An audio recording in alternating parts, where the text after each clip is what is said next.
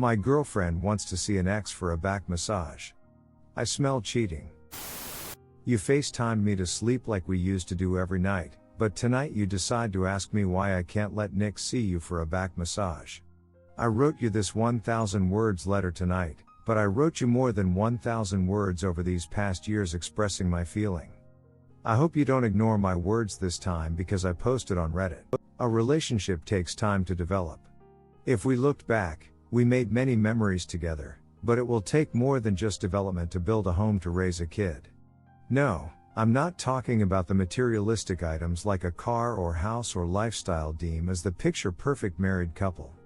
I'm talking about more than just a wedding ring on your finger. We have only been dating for almost 5 years, and we still at the learning and knowing beginning stage. We never actually form a 10 years plan or a general plan on how to settle down together. You follow whatever your heart tells you to do the next day or whatever your mom tells you to do. It's always about a gift to show love and affection. You might argue some people got married earlier than us and look like a happy, ever after story like a movie. The fact was, even when a couple got married, they are still learning how to live together each day and take responsibility as partners. You always watch YouTube or Facebook videos about how a proper boyfriend should act or what aptitude qualifies a good standard boyfriend. The internet taught what gifts a boyfriend should buy or what things a boyfriend should say, but never the role in reverse. I remember you always say how you trained me to be a good boyfriend, and you are so proud of yourself. Have you ever thought about what a proper girlfriend should act or what aptitude qualifies a good standard girlfriend? No, I'm not talking about ducking gifts and things you do for me currently.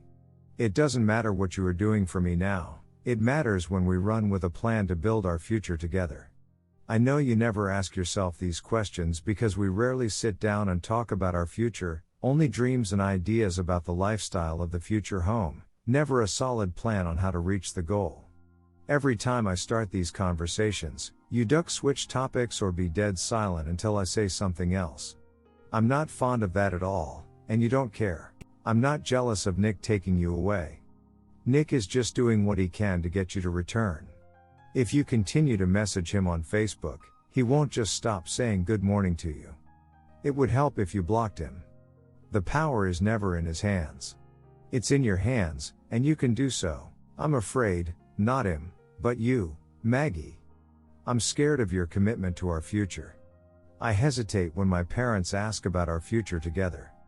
I second thought myself whenever you bring Nick's name into the conversation. I'm questioning your loyalty to our future children and me. You might list out a million explanations about what you did currently to ensure your commitment and dedication, but never proven evidence in the commitment about our future family together. A few of the common reasons for divorce are adultery, cheating, and false love. Why should I trust you when a simple request not to contact your ex fails? Tell me why I should continue to love you when there is another man in your phone, which you refuse to let go of. You never ducking answer that question. Why? You know he is thirsty getting you back. I'm afraid to bend down one knee and ask you to marry me. It's not this simple as you might think. When a guy asks you to marry him using months of saving money, there is no director to call cut, stop the camera or say good acting like a ducking movie or a TikTok video. The marriage certificate comes home with you when the wedding and honeymoon end. I'm afraid of you, Maggie. The next thing in 10 years, I could find you sleeping with another man. How would you feel if the situation happens to you? You got jealous quickly when I talked to another girl. You even make me delete girl contacts from Facebook when we first date. What makes you think the same rule doesn't apply to you? Cheating might happen when I'm at work, not home, or not around you. I know deep down your heart you have a second thought. You are not prepared to love me like I do and think ahead as I do, always just about the next day. You might be intelligent and clever to find a loophole to sneak around me, but it doesn't build a relationship. I still remember when I told your mom about Nick. You got ducking, yell at and disappointed your mother. I never regret telling her about it because I know if I don't tell her, the situation will be a lot worse, and you know it. You know it's true. Nick and you will get away with your secret love affair if I didn't call your mom that night and you push the blame on me like it's never your fault. Nick might still see you behind my back, lying together with your sister. You are old enough to learn this, Esset. You are not young or innocent able to avoid talking about these topics. The relationship will fall, and you will blame it on me. You never ask yourself what you did wrong and change because you think you never wrong in the first place. You want people around you to change. You always seem to think it's always my fault when something negative happens to you. Redditor's reaction story 2 after. Redditor 1, my dude. She knows what she's doing with Nick is wrong, but she doesn't care. I'm sorry to say it, but you sound deluded. There is no future with this girl. You need to find someone who loves and respects you. It doesn't matter how many words you write or how patient you are, this girl never will. Redditor 2, the fact that getting a back massage from her ex even entered conversation means you're getting stepped on. Move on, bro. Redditor 3, she sounds like a terrible and controlling girlfriend. Regardless of whether she is cheating, all that stuff about deleting girls off Facebook and being obsessed with training you is such a huge red flag. You deserve way better, man. Redditor 4, sounds like a toxic relationship all around. Redditor follow up, in the same way he says it's on her, the whole Nick thing still going on, this entire relationship is on him. She's not good to him, and yet every day after 5 years she's not changed. When he said they've only been dating 5 years, that was a problem. There's nothing wrong with someone expecting to be married by 5 years. I find that fair and reasonable. The only reason you wouldn't is if someone was behaving the way she does. That said, Op should just leave her. Why BW her for 5 years? She's not worth marrying, so end it. She won't change because she doesn't have to. He does nothing to make it so she has to treat him better.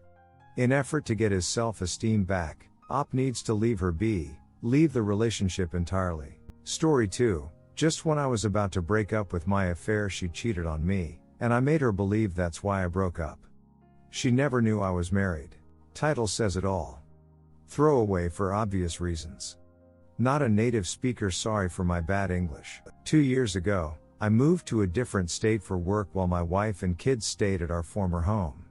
The plan was they would move, too, as soon as the situation would allow it. My wife and I had stopped having S-time many years ago. It was never really important for her, and after our second kid she didn't want to have any S-time anymore. It wasn't easy for me to deal with this, and living alone all week long didn't make it better, either. Eventually I registered on a casual S-time website and met several women for fun. That's also how I met my now ex-affair. She was married back then. I never told her I was married, it was supposed to be a one-time thing and I didn't think she would have to know. Later, when we started meeting more frequently, I didn't want her to know because I feared it would make things much more complicated. Just in case you're wondering, I'm well aware I'm a major show-all for this. But this is the Confessions subreddit, after all. Anyway, everything went great for almost a year.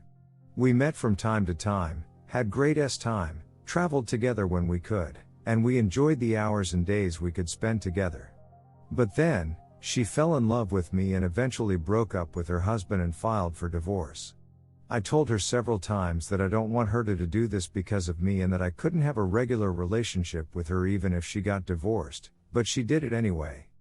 That was when things became more complicated. Having more time now, she wanted to meet more regularly and on the weekends, which I couldn't realize because that's when traveled back to my wife and kids. She wanted me to meet her kids, friends and even her ex-husband. I was no longer the exciting affair for her but became her partner. Of course, I was well aware that this wouldn't end well. To add further complications, my wife and kids eventually wanted to move states and move back in with me.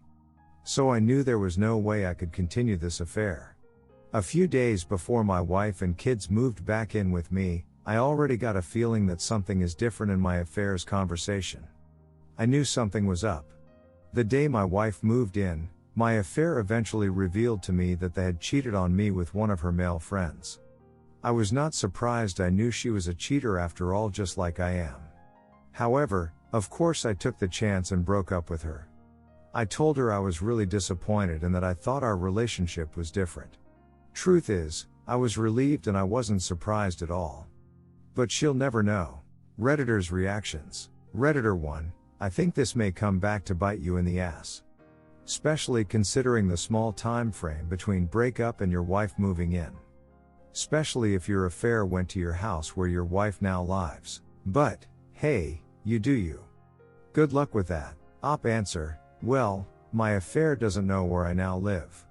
She only knew the flat where I lived alone, but I bought a house when my family moved here that she doesn't know about.